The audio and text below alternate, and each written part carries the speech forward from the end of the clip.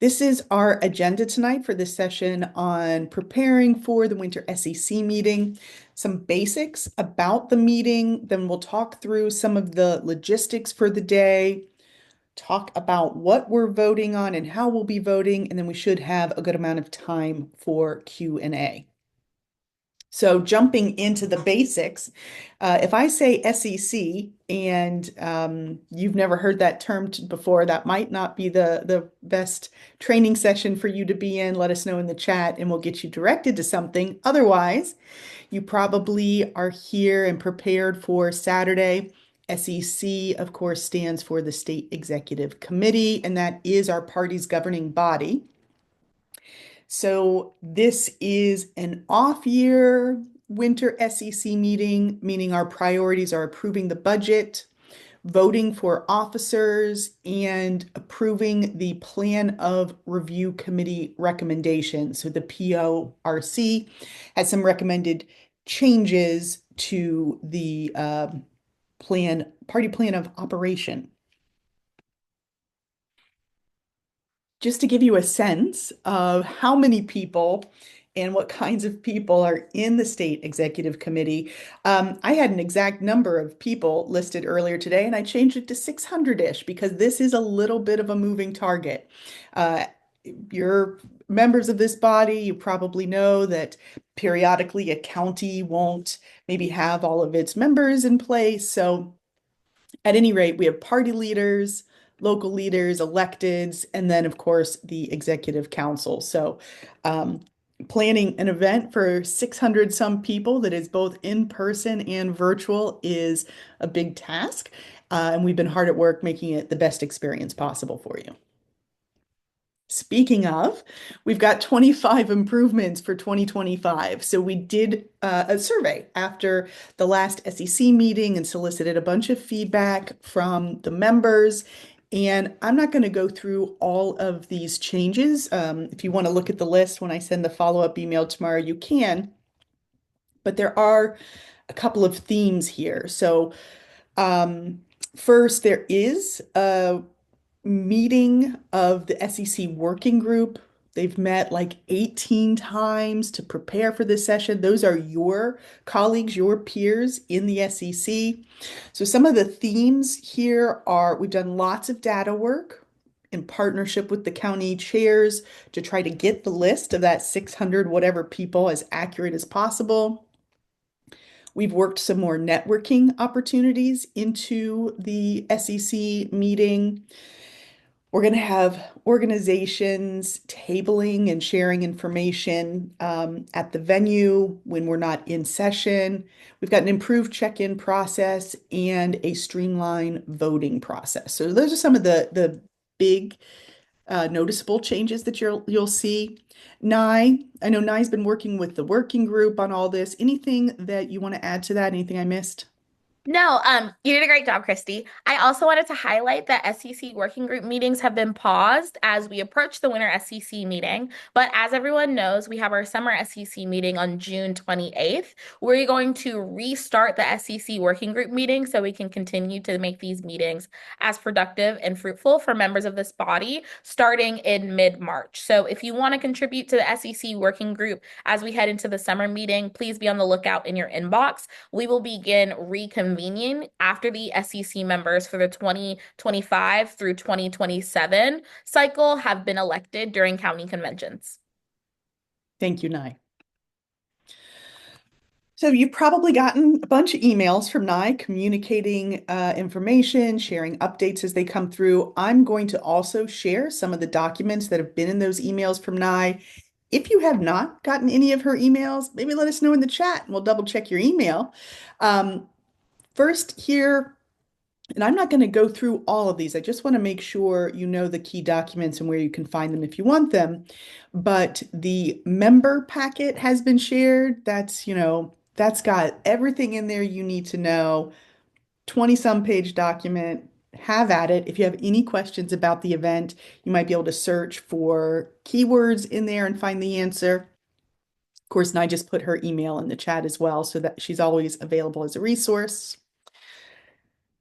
And that was basic logistics. What is the SEC?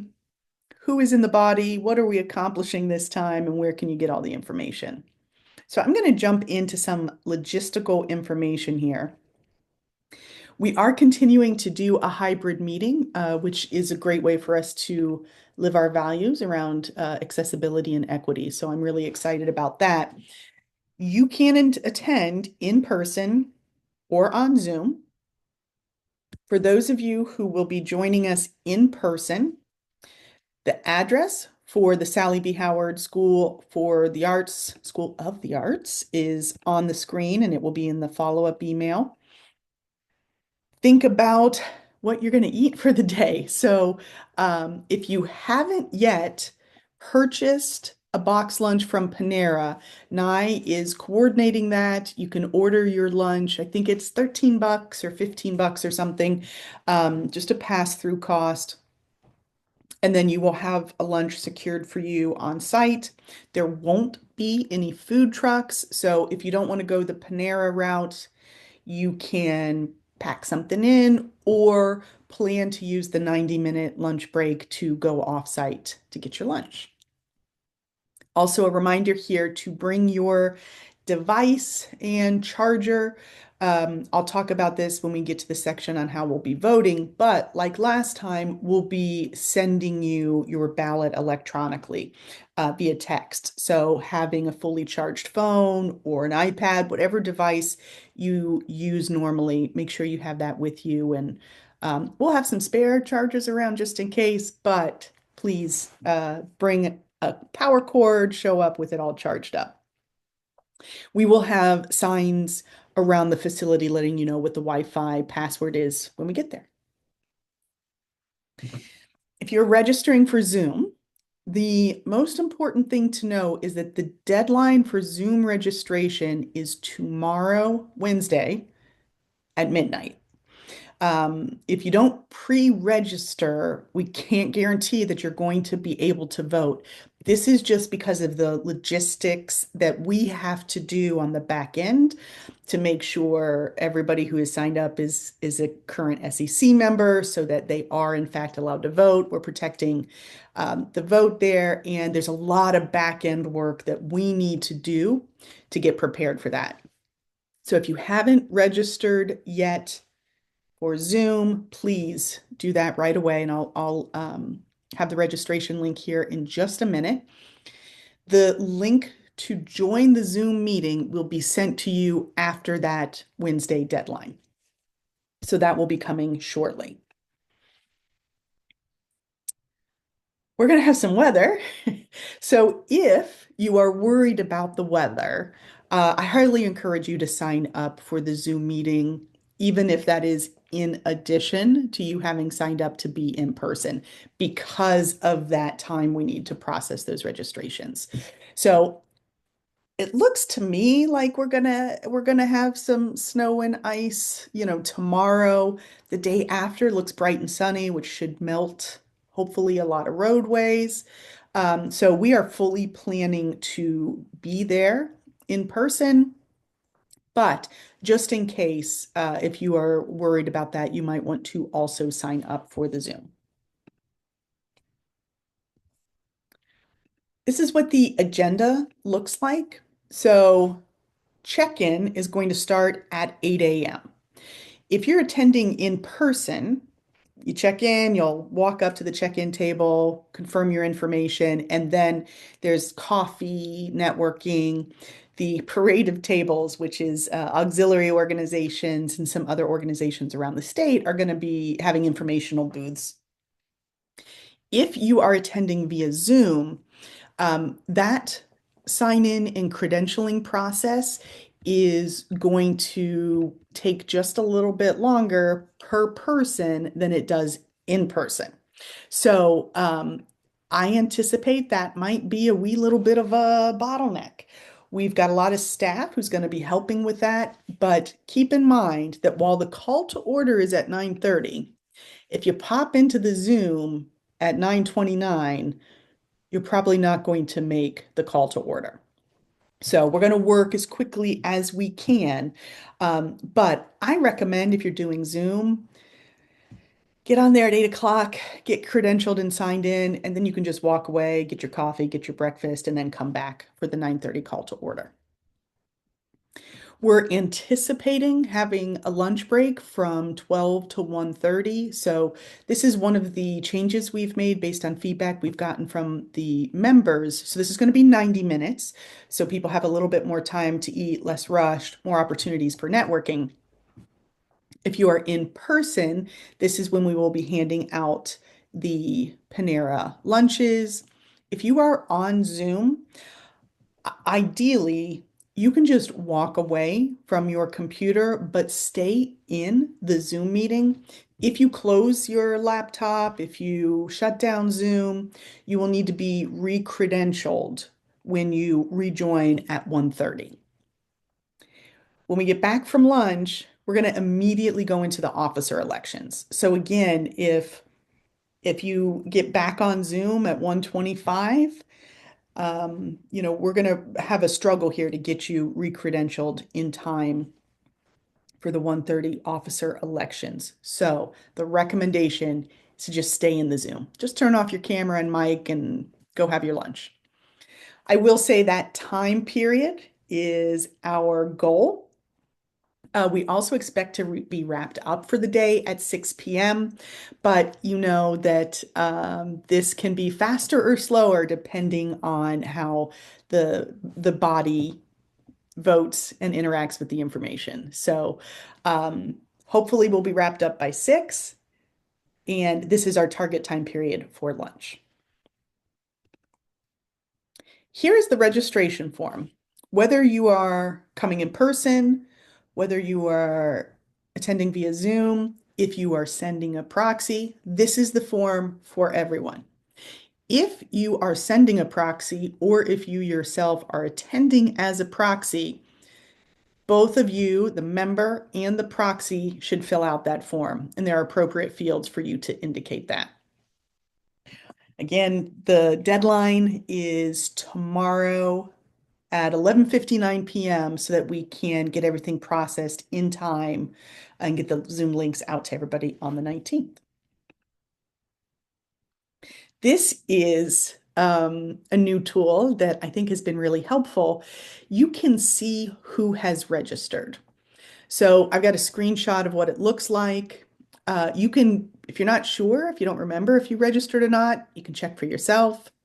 If you are a county party chair or otherwise in a leadership position, or maybe you just know which of your SEC buddies need a little bit of wrangling, feel free to go into that document and look for your people. Now, I, of course, have sent quite a few emails out to remind people to register.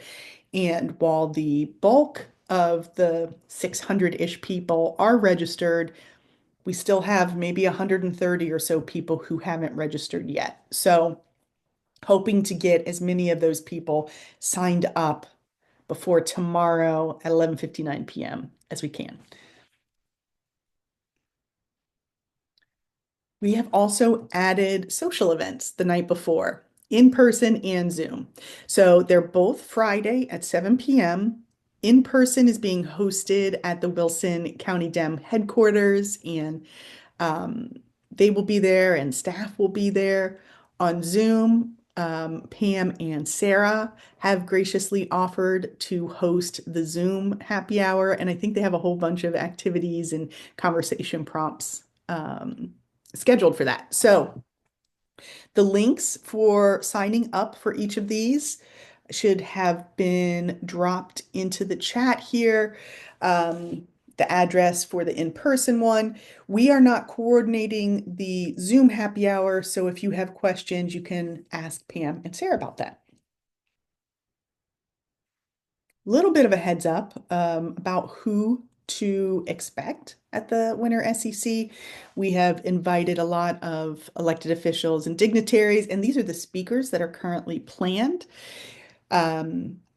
We also have a handful of people who will be sending in videos instead of speaking in person, but you can see who will be on the agenda. I mentioned that we're going to have the parade of tables, we've been calling it, but informational booths from related organizations and clubs. A lot of our auxiliary organizations will be set up there and sharing information. Also, the organizing team, Sarah, Michael, oh gosh, Daniel, why did I start this list? Mackenzie, Bishop, and Jabaris. Okay, I got it. So the organizing team will have a table to talk about Project 100 and everything the organizing team is doing. We'll also have representatives from Lillian's List, Lead NC, and the Poor People's Campaign there sharing information. I'm going to talk about voting next, but I'm going to pause and see what's going on in the chat and ask my colleagues if anything in particular came up that we should share for the group.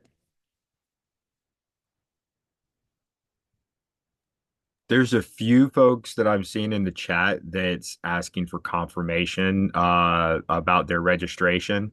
Um, I would just say honestly, y'all, you can pre-register. It's not going to mess anything up. Just pre-register if you have any questions that you may have done something wrong, pre-register again. And just to make sure that all the information that you want us to have or need us to have is correct. Thank you. And I also see Sarah's clarification that if you're attending via Zoom and you close Zoom while you have lunch, you will get the ballots, but you will miss the speeches and everything. So I just am recommending keeping that Zoom going. Anything? Oh, Paula, fantastic. I'm so glad that worked. Good. Those recommendations that come from multiple people instead of just us, I know that that is helpful. So thank you. Yeah, I see a hand up. Hey, yes, Chrissy, this is Marlando. Question, in reference to what we're seeing now as far as what the Governor Stein has already released as a national state of emergency for that. At what level does the party see that as of a high importance in determining this positioning as far as for that? Are we not using that as kind of our mandate of guidance as far as the weather? And are we going to be using that even particulars to identify these areas that have been already identified that are going to receive extensive sense of amounts of snow and precipitation and ice and things of that nature? Yeah, so I shared a slide earlier that mentioned if anybody's worried about the snow, sign up for the virtual meeting. We are prepared to run it fully virtually if we need to, but I'm hoping sun will melt the roads between the storm and Saturday. But if not, please sign up for the Zoom registration just in case. Okay. Oh, Estelle had a question on handicap parking. I'm going to ask Nye to share the details, but that is another area where we have made some changes this time, and I know that there is dedicated parking that I believe you can request. Nye, do you? Oh, I see Thanks. you just. You're completely fine. I was typing as you were saying it. So members can indicate on their pre-registration form if they need parking because they are differently abled. This does not guarantee you a parking spot close to the school. It just provides staff guidance on how many members will likely need parking close to the school because of their disability. So please, if you have trouble with movement, if you use assistance for movement, notify us via the Google form that you would like preferred parking. We're going to have 2 to 3 parking attendants available that can kind of direct you to the parking closest to the school. If you head to the Winter SEC website, you'll see a bird's eye view of the parking situation. There is parking that wraps around the school in the front and on the side, and overflow parking across the street. We would help you prioritize parking at the front of the school.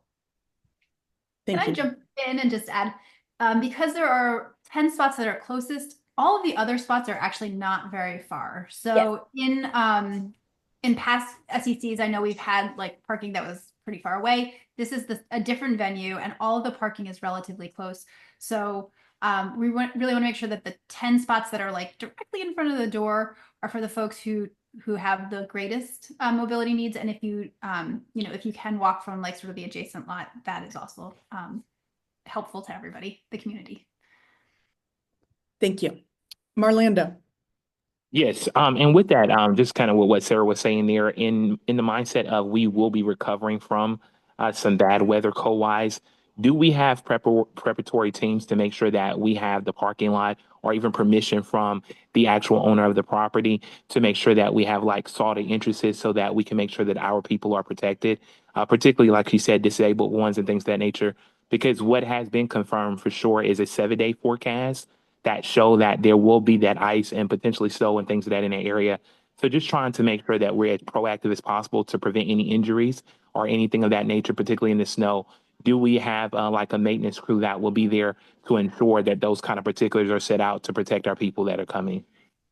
No, but we are going to a public charter school and they have kids and children, so they're equally as concerned about the parking situation at their school. I have spoken to the staff member that we're in contact with, and they're aware of the weather as well. And they are taking steps to make sure parking is accessible for our members this Saturday.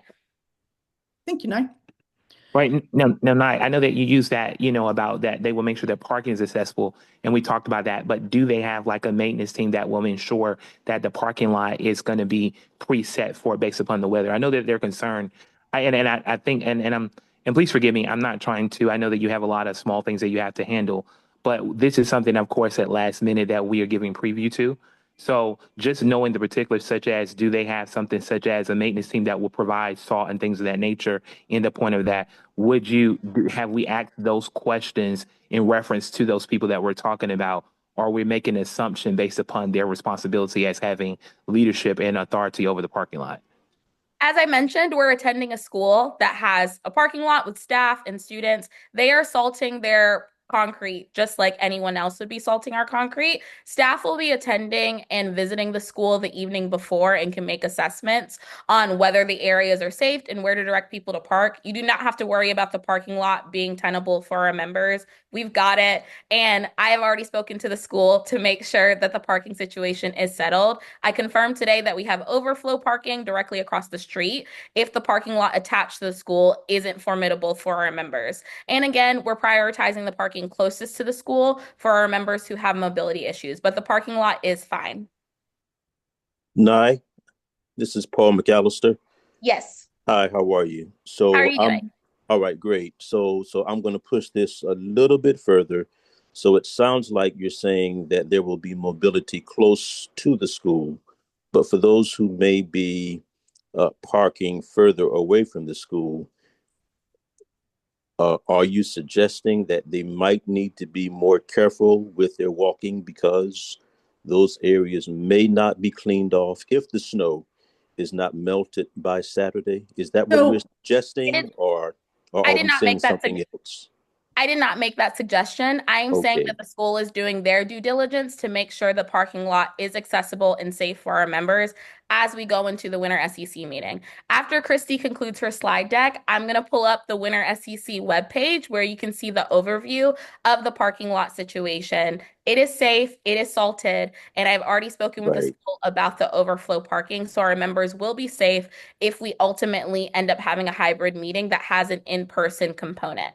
All right. Well, thank you for answering. I asked the question because I don't want to be involved in an incident where someone breaks the leg or falls because they weren't prepared for And the conditions that they have to deal with. Uh, so you've answered the question very effectively. Thank you so much. Of course. And actually, thank you so much for mentioning it because it's actually reminding me of a conversation myself, the Deputy Executive Director Lillian Taylor, and our Operations Director Jamie Thompson had earlier today. We are currently seeing if we have the option of having a medic on site in case there is a fall or in case there is a slip, because we recognize that our accidents happen. We want our SEC members to be safe. So we are planning for that contingency plan. If we end up finalizing a medic, because Wilson, North Carolina only has one hospital, we will be sure to let our members know.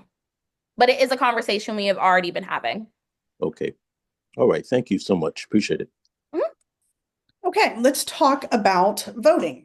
So the day will start with a few items that will be the body I'm not a member of the body will be voting on. I would guess that these first ones might be by acclamation, might be a voice vote, something like that. But there are 5 things here to start off, and I'm not going into detail on all of these, but we will drop the links in the chat so that you can take a look at all of the documents. We've got the proposed agenda, the rules of the day. And this is, I'm not reading all this document because it's like 10, 12 pages, and that wouldn't be the most exciting Zoom meeting. But you can look at this, and I've got a bulleted list here of what it covers. Nye, I think that were there a couple of things you wanted to highlight in particular about the rules for the day? Yes. One thing I want to highlight for the rules of the day, particularly for our members who are joining virtually, if you head to, and I really encourage folks to read up on the rules of the day so they're acclimated as we go into the meeting. The 2 things that I wanted to highlight include voting. Particularly, no member can have 2 votes. So if you are sending a proxy to the meeting, that proxy can now also be an SEC member. So 1 person, 1 vote. Additionally, there is a rule in the day. I'm trying to find the number. I'll reference it in a second. That states very clearly that if you are choosing to attend the meeting virtually, you are responsible for your internet and audio. So if there is a circumstance where your internet access does break up or it does lag during the meeting and that causes an issue with your voting, that does not affect the votes that are casted at the SEC meeting. So to be like very direct, if because you have a technical internet issue, you are not able to cast a ballot, that does not invalidate or change the ballot after it is closed and after it has been finalized by our tally team. Just so that I can do my due diligence, that is stated in rule. I'll find the rule and reference it in Okay. the chat because I'm taking a lot of time. But yes, I did want to be clear on that. It's out of the rules of the day. The one thing I felt the need to highlight. I also will say, because I see some hands going up. Christy didn't mention it, so I will mention it. As SEC members, you have the option of changing the rules of the day on the floor. If there's a rule of the day or a part of the rule of the day you do not agree with, you need to, as an SEC body, because staff aren't in SEC business, you have to work with your SEC members to get 2/3 of members to make a change or adjustment to the rules of the day. So as the rules of the day are presented, you are likely going to be asked to by vote of affirmation, vote on the rules of the day. If there is a dissent or somebody who does not like the rules of the day and wants to make changes, you need 2/3 of the body to agree on the change for it to be made. Once the change is made, staff will actively update the rules of the day and make sure that they are still available on the website so you can look at the adjusted rules of the day. Thank you, Nye. I do see a couple hands, but I've got like 5 slides here. So let's go through the slides, and then I have time set aside for Q&A. If you want to ask your question in the chat in the meantime, please feel free to go ahead. The other document to be approved will be the summer 2024 SEC meeting minutes, and Michael's dropping that link in the chat for me. There are also recommendations from the Plan of Review Committee. This would be for changes to the party plan of organization. In particular, the one that I know I've been paying attention to would be the possibility of changing how precincts can cluster for the precinct annual meeting period. I'm not going to go into the details on what all those changes might potentially be because that's for the body to decide. But if the precinct clustering change is approved by the SEC at the meeting, I will host a training session on how to implement that on the 27th. So I've had a lot of precinct chairs asking about that, and we don't know the answer just yet. So that training session will be coming up next week if needed. We'll also be voting on the budget. This is an up or down vote. There won't be amendments to the budget. And if the budget is not approved at the winter SEC meeting by the full SEC voting body, then it will go to the Executive Council for their review and or approval. Hopefully you've had a chance to join the listening sessions to talk about the budget and the PROC recommended changes. So after lunch, the business of the day is the officer elections. These are the 5 roles that we will be voting on, and not we, I'm not an SEC member, that the SEC will be voting on. I keep catching myself. Michael is dropping the link in the chat for the announced candidates. So we will vote for those officers one at a time. We will be using a Google form for this voting. So it is important to bring your electronic device, particularly if you're going to be in person. Make sure you have that device and it's charged up. If you are participating via Zoom, you've got your device in front of you. So you will be voting, whether it's phone, tablet, computer.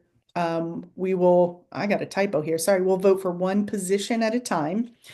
And what you want to do when you fill this out, it's going to ask for your first name as it appears on your voter registration, your last name as it appears on your voter registration, and your zip code for the address that you are registered for. So I go by Christy, but my legal name is Christina. So I would fill this out and put Christina Boer in my zip code. For everyone who is signed up to join us via Zoom, we will be sending a test ballot via email. Email and probably text. Okay. So we might also be doing this for everyone who's registered, but be on the lookout for a test ballot, which will help us make sure we've got your right phone number, email, and help hopefully Saturday go even smoother. Okay, with that, before I start taking questions, just one last link to drop here, which is that all of the winter SEC information is on this webpage that Michael just posted in the chat. And then are there for Sarah and I, Michael, is there anything in the chat we should talk about before we go to live Q&A? I do have one question that I see in the chat. How can SEC members get a list and contact information for fellow SEC members or of fellow SEC members? I don't know the answer to that one. Are they asking for a list of all SEC members or SEC members of their county? Liz, would you like to come off mute? Yes, it's faster than typing. And I remember that you have to get 2/3 of SEC members to vote for an amendment. So that leads me to question, if I wanted to propose an amendment or a change, how would I contact 2/3 of the SEC members if I don't know their name or their contact information? Yes, so I'm more than happy to send you the list of all of our SEC members. We have a spreadsheet with all of their contact information. It should be updated. If it's not, I'll get that situated for you before I send it your way. I do want to clarify the amendment thing just so we're all on the same page.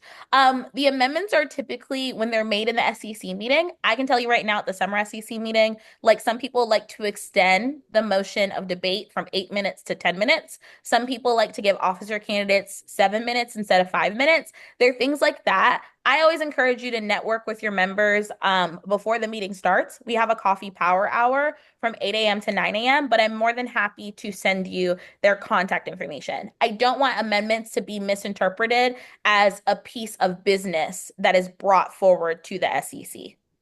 I understand. I'm just following your directions where you're giving the rules and you're saying that if a member chose to do this, they would have to contact and have the support of 2/3 of the members. So I don't want to take up time. I don't have any to propose. I'm just suggesting, I'm not a first-time SEC member, and I have never had access or a list of SEC members and their contact information.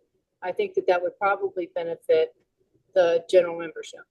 Yes. Any SEC member can request the list of SEC members' names, emails, and contact information. Please just feel free to shoot me an email and I can get that over to you. And I will put my email on the chat. Okay, great. Thank you. No worries. The one other thing I see in the chat, and then I'll go to DeQuanta and Marlando, is how much time are we going to give people to vote? So, I don't know, 3 minutes, 5 minutes, 10 minutes? What do we have, Michael? I will defer to Nye because of the time put together for the day. This is my favorite question. And I hate the answer I'm going to give y'all, but there's no specific time.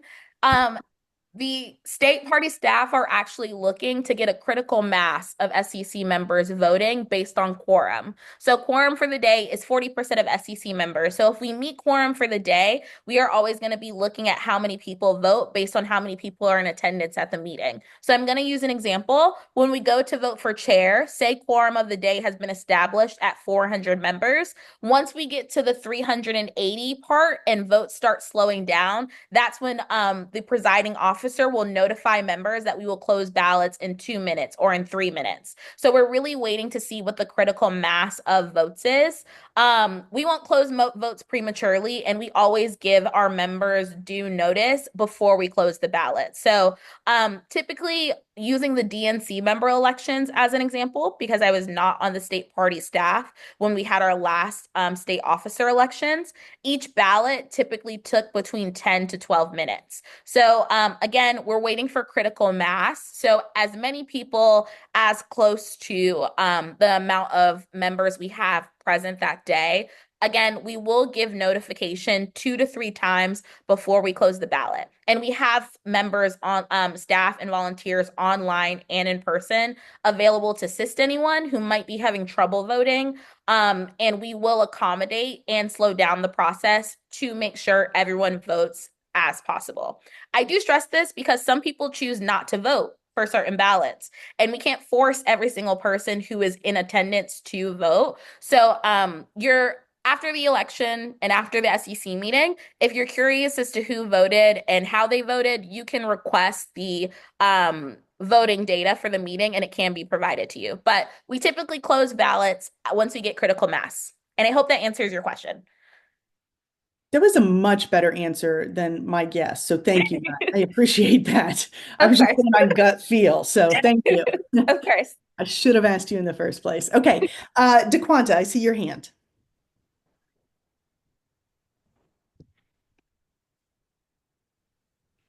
I'm sorry. Sometimes the hardest thing to do is come off mute.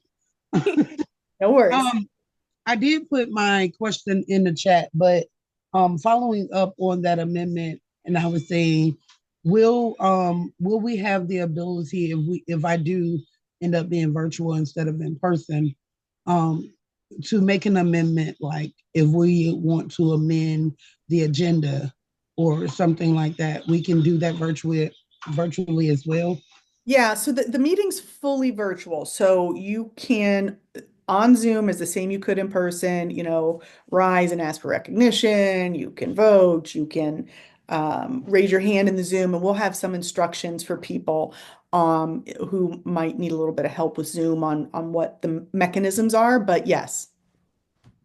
And to echo Christy's sentiments to Quanta, if you head to the rules of the day, rule number 9 specifically talks about how to receive recognition as a virtual member. So if you're a virtual member and you want to be recognized or you want to make an amendment of the day, you would raise your hand on Zoom and wait to be recognized by the party chair. The rules of the day explicitly say that every third hand raised needs to be a virtual member. So we're making a deliberate step to address our virtual folks. So if you have a question or you want to make an adjustment, you can also, if raising your hand isn't working fast enough, message one of the moderators or one of the staff that you have a point of order, and myself or another staff member will communicate directly with the chair that somebody virtually needs to be addressed.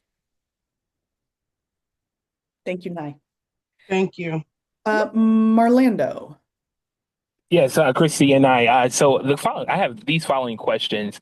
So can you give, for those of us here that are not privy to who is the who contains the actual membership of the executive council that the budget will go to if it is voted down? And then secondly, could you also identify those of those programming items that you had on the actual agenda? Which of the agenda items are debatable? Are they, or which of the ones that are not are just up and down votes, such as the budget? For your Um, first question, more than happy to email you the list of our executive council members. And I can share that with you at the conclusion of today's meeting on a Google Sheet.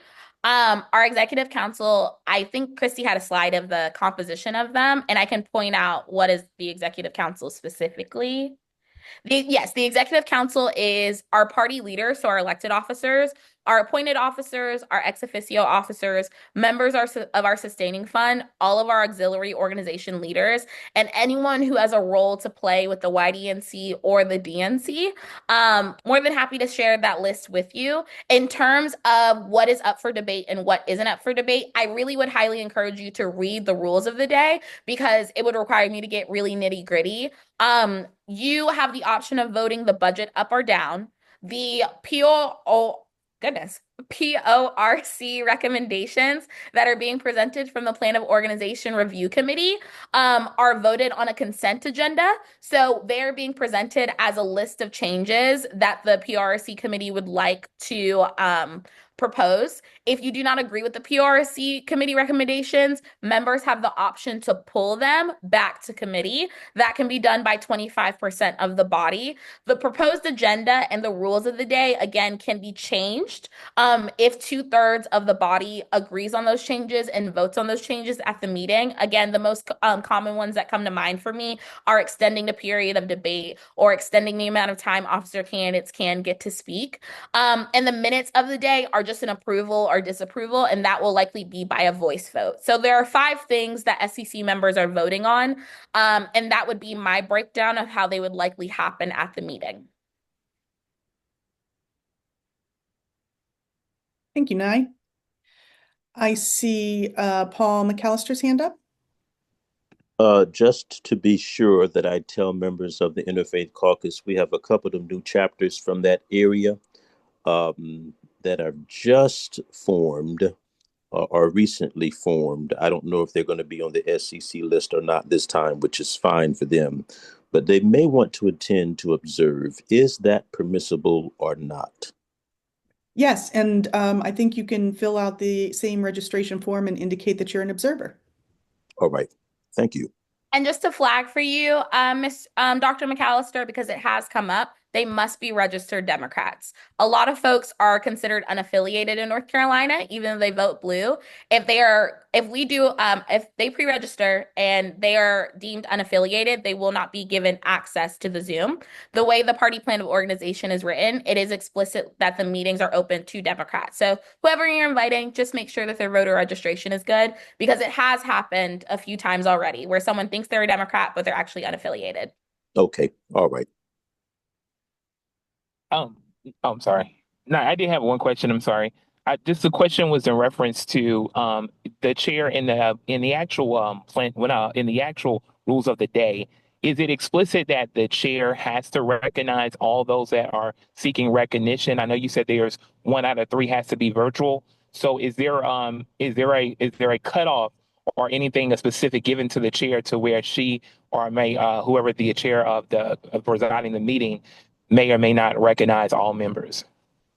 Highly encourage you to read rule number 9 in the rules of the day, but briefly, the period of debate for any motion is 8 minutes unless it is extended with the consent of the chair. So in 8 minutes, the chair can recognize as many people as possible, flipping through opposition support and approval support back and forth.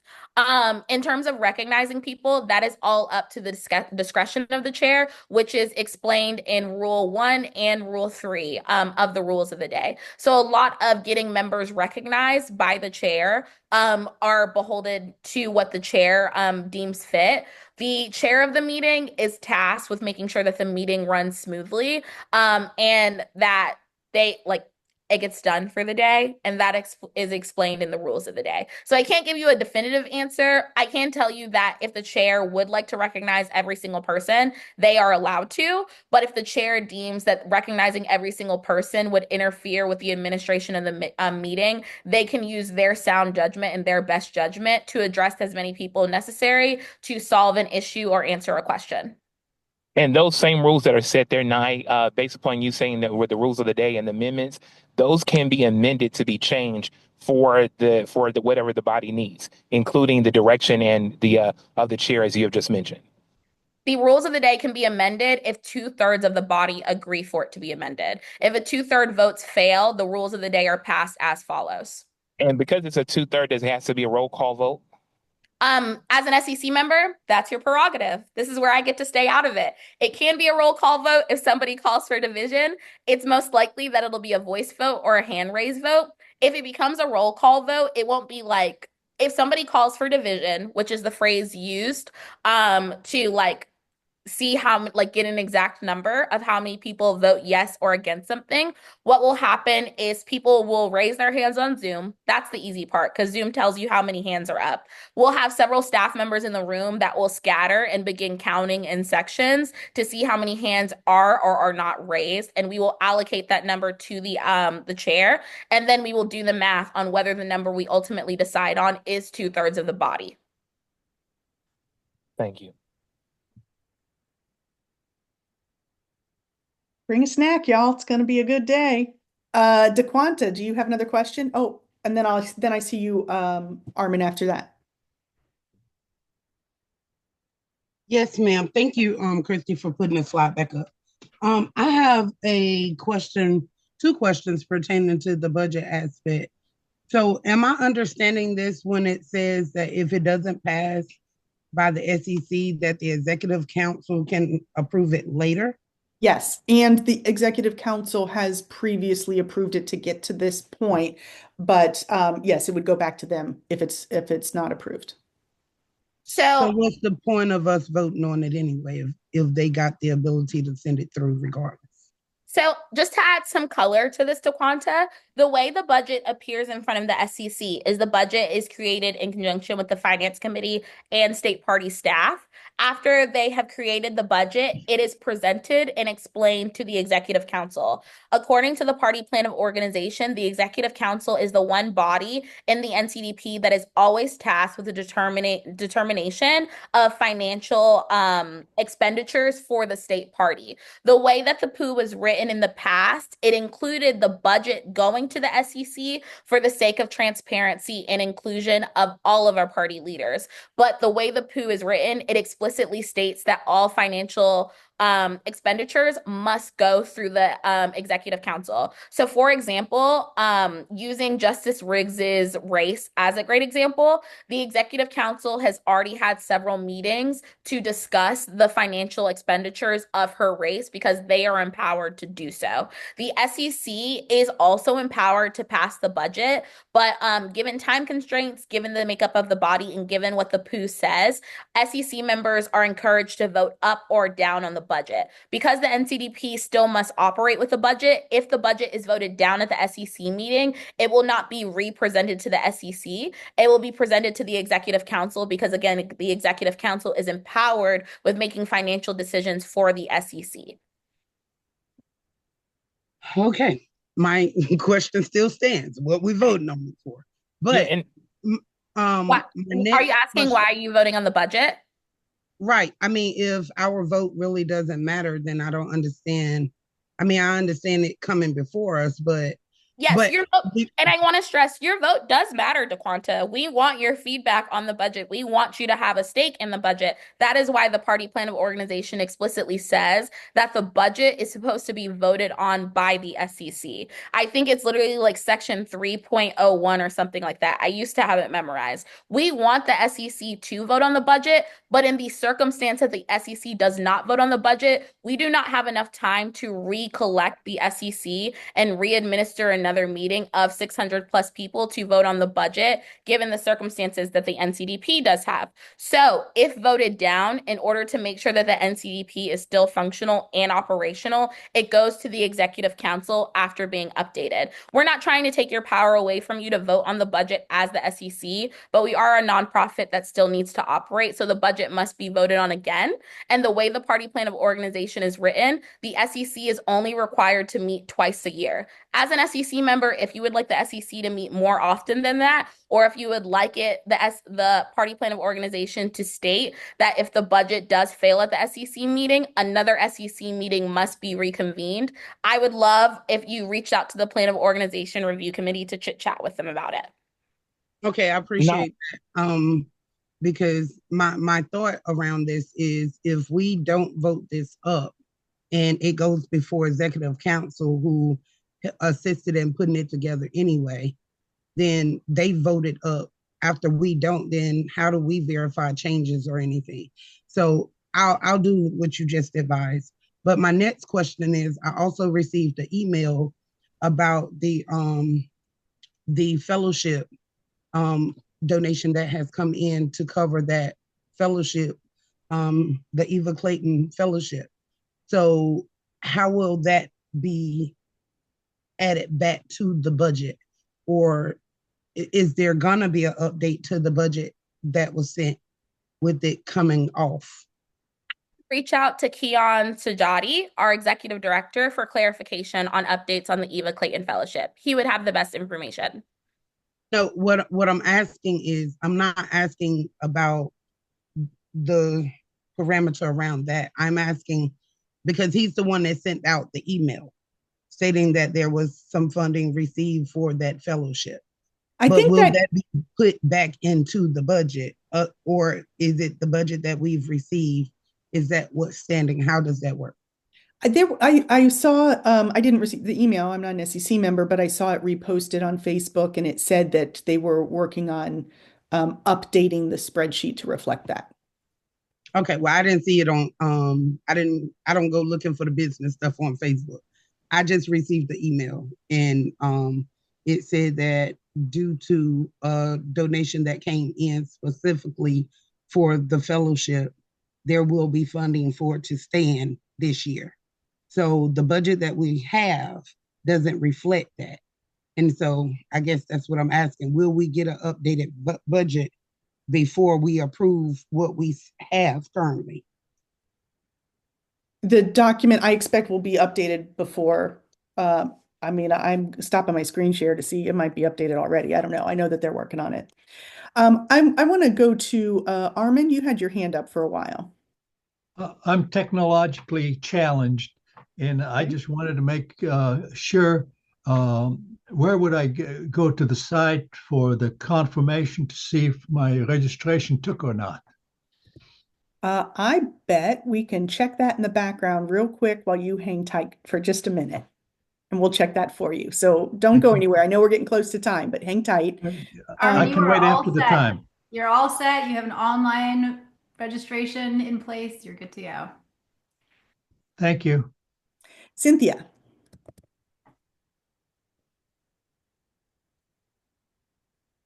Can you hear me? Yes. Hi. Two questions, and I apologize. I just jumped on if this has been answered.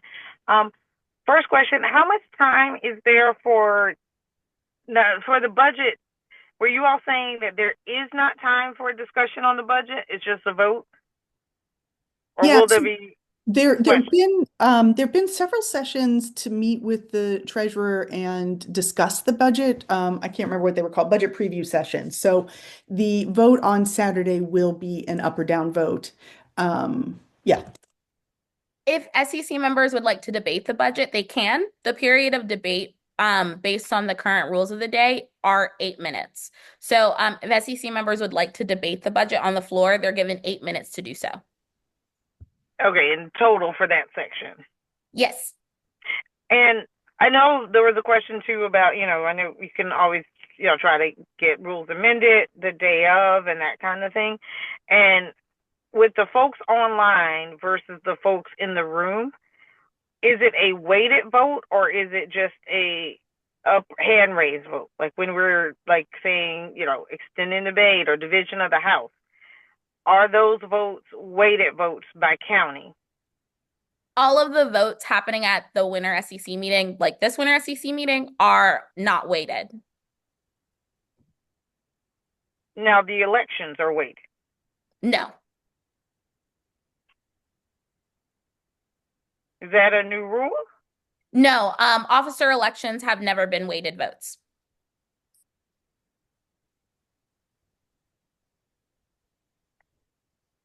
Are you sure of that, Nye?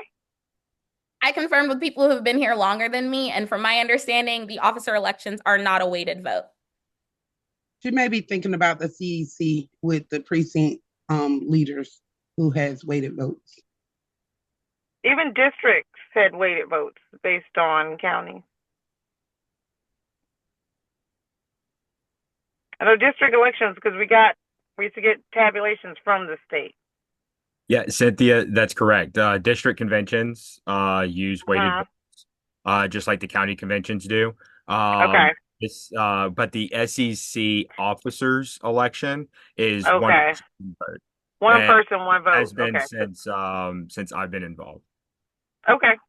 I just know. Okay, I know the district and the county do it that way. So, okay. Yeah, it makes it a little confusing. It makes me pull my hair out too. All right. Well, maybe I'm learning something new tonight. Thank you. Okay, everyone, we are at time. I'm going to stop the recording.